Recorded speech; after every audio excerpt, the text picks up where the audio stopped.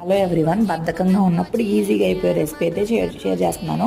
ఈరోజు నాకు అసలు ఏమి చేయాలనిపించట్లేదు, అందుకని చెప్పి సింపుల్గా 1 కప్ రైస్కి అంటే ఒక డబ్బా బియ్యానికి ఒక టీ గ్లాసు కందిపప్పు అయితే వేసి నానబెట్టేసుకున్నాను ఒక 2 అవర్స్. దానిలోకి టమాటాలు అలాగే పచ్చిమిర్చి వేసేసుకొని ఉప్పు కారం పసుపు వేసేసుకొని మూత పెట్టేసుకొని ఒక 3 విజిల్స్ పెట్టుకున్నామంటే ఈజీగా అయిపోతుంది. కారం కూడా ఎక్కువ వేసుకోవద్దు, మీ స్పైసెస్ బట్టి వేసుకోండి.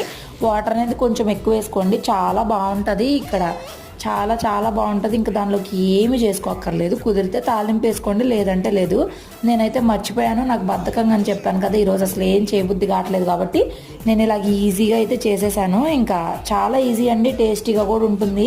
ఖచ్చితంగా ట్రై చేసి ఎలా వచ్చింది ఏంటి అనేది చెప్పండి. ఇంకా దీనిలో కావాలంటే పెసరపప్పు కూడా వేసుకోవచ్చు, ఇంకా మన ఇష్టము.